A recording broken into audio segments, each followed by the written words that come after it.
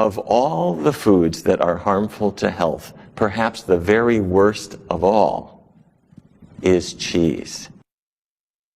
New at 6, a surprising health alert tonight. Quite surprising. A group of doctors says something most of us keep in our refrigerator regularly may actually lead to breast cancer. And the story is almost unbelievable considering how many people enjoy dairy products. But this is disturbing health news, especially for all of the cheese lovers out there. More than 12,000 doctors now across the country are calling on the FDA to put a cancer warning label on all cheese products. Dr. Deborah Wilson with the Feathers Foundation and Circle L Ranch is sounding the alarm. The alarm is about the risk of eating particularly cheese. She's one of 12,000 doctors trying to get the FDA's attention when it comes to cheese products. That is associated with a higher risk of not only getting breast cancer, but dying of breast cancer if you have breast cancer. Is particularly American cheese, cheddar cheese, and cream cheese. I wouldn't eat it. Breast cancer remains one of the leading causes of death in women, and now we're learning that this may play a role in that. This Breast Cancer Awareness Month, a group of more than 12,000 doctors is sounding the alarm about a new risk. This is a concern for every woman, not just someone who's had a diagnosis. That concern, cheese. Doctors say the high-fat dairy product contains high levels of estrogen, which research shows can lead to increased risk of both diagnosis and death from breast cancer. One study showing women who consumed the most cheese had a 53% higher risk of getting the disease. That's why the Physicians Committee for Responsible Medicine is urging the FDA to put cancer warning labels like this on cheese. There's enough evidence here to ask or suggest that women should go ahead and pass on the cheese. The committee issued this petition to the FDA on October 3rd.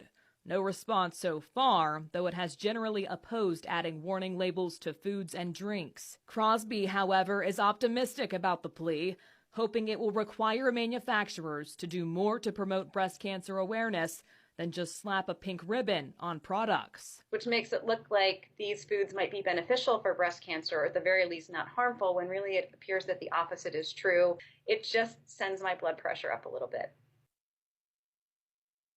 Cheese is very high in calories. It's very high in fat, 70% fat, 70. And most of that fat is in the form called saturated fat. That's the fat that raises your cholesterol and is linked to Alzheimer's disease. You know, cheese averages 60 to 70% fat.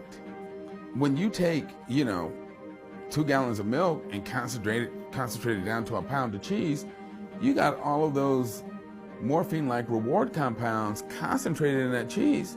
And yeah, when people eat it, they're like, this is awesome.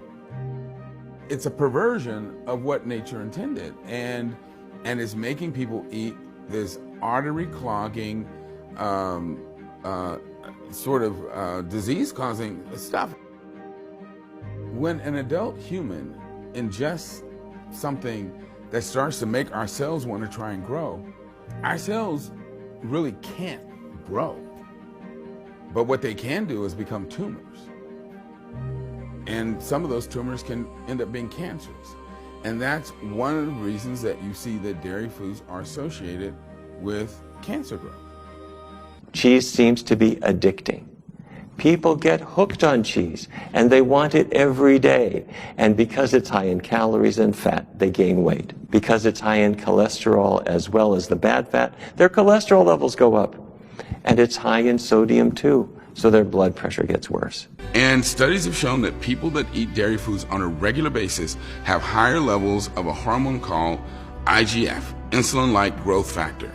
And insulin-like growth factor is a known cancer promoter. There's nothing about having excess hormones in the body that benefits the body. If anything, it overtaxes the organs, and as I said, over the long haul, will lead to disease. Hi, I'm Dr. Neil Barnard. I've got 3 facts about cheese that you need to know about. The first is, if somebody hasn't washed their feet in a good long time, you don't want to sit too near them. That's because brevibacteria on their skin are producing these smelly compounds. Well, those very same bacteria are used to produce Munster and Limburger and other stinky cheeses. Brevibacteria, stinky feet, stinky cheese. Second thing, bacteria in your digestive tract make something called butyric acid. And bacteria used to produce cheeses make the very same butyric acid. So if you ever thought Parmesan smells a little like vomit, it's because it's exactly the same thing. Fact number 3. If you got on a plane and went to Sardinia, off the coast of Italy, there's a cheese called pecorino, and local aficionados allow flies to lay their eggs in the pecorino, and it starts, as the maggots hatch, they start to digest the cheese, creating this massive glop called casu marzu, and the maggots can actually jump. So you spread it very quickly on some flatbread, and you put a card under your nose as you shove the casu marzu into your mouth, hoping not to get struck by a leaping maggot. Pretty, isn't it? The dietary guidelines need to be changed so that the dairy recommendation is removed entirely. As I said, dairy is not a food, it's a material. And, you know, you can choose to do it, but you don't have to. And because of the health consequences, you shouldn't. So if you're thinking about which foods should I break free from, number 1 on the list ought to be cheese.